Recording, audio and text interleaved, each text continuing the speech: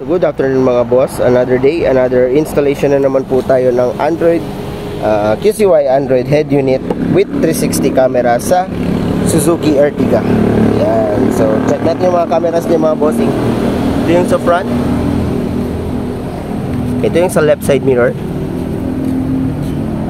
likod, tapos ito yung nasa right side mirror. Ayan, so pasok tayo mga boss. Check natin yung Android head unit ni bossing. So, yan. Ito po siya mga boss. As you can see, napaka-fit niya yan. Fit na fit yan mga bossing. Yan. Kasama na po pala sa package natin pag nag-avail kayo ng Android head unit yung panel natin para fit na fit po sa mga sasakyan po ninyo. Ayan, so ito yung home nya. Ayan, then ito yung up drawer nya, 360. Ayan, ito yung 3D view, ay ano nya, aerial view. Tapos 3D. Ayan, tapos ito yung front, as you can see, napakalinaw nyan mga bossing. Likod, same, malinaw din po siya bossing. Yan, ito yung side mirror natin, left side mirror. Front view ng left side mirror. Yan. Then ito rin sa kabila, right side mirror. Yan. Ito naman po pag pag dalawa po, left and right. Yan. Then ito combined po, left and right side mirror plus yung harapan po ng side, harapan po na camera. Yan. So napaka wide niyan mga bossing. Then sa likod naman ito, right side mirror and left side mirror din po combined with the rear camera. Yan. So napaka wide niyan mga bossing.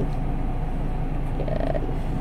So dito naman po tayo sa labas. Pwede tayo mag-download ng Netflix. Yan, Netflix. Pwede tayo mag-download basically ng kahit anong apps na gusto natin mga bossing kasi may Play Store po siya. Same lang sa cellphone natin. Ayan. So may Android Auto din po, Maps. Ito yung maganda bossing, mga bossing, DSP. Ayan, may sarili siyang equalizer mga bossing. Pwede nyo paglaruan yung tunog ng speakers niya. Ayan. Then music. Ayan. People can take everything away from you, but they can never take away your truth. Then pwede nyo paglaruan dito mga bossing. Nababago po yung tunog niya. Yan. So check nyo lang yan mga bossing. Then mute muna natin, baka makapiright po tayo. Then may CarPlay din po siya para sa mga iOS users. Yan. Then YouTube, pwede kayo mag YouTube, Spotify. Yan po, Waze.